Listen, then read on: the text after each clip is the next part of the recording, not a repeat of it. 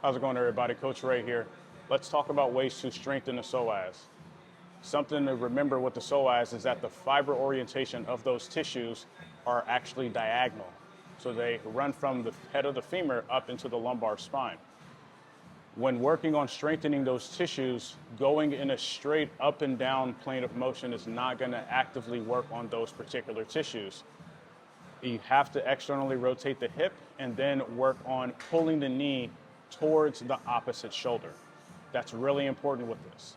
So in these drills, what you'll see is that the direction that my knee is actually traveling in is towards the contralateral shoulder at all times.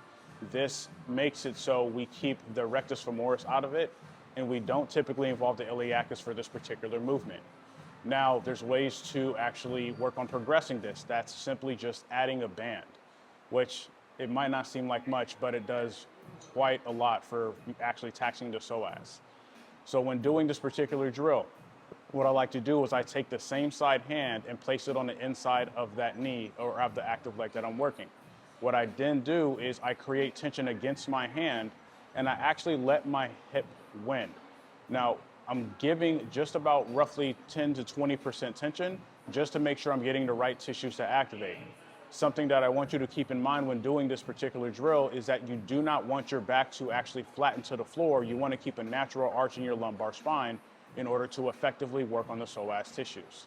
But I hope this was helpful. I'll be sure to catch you on the next one. Have a good one.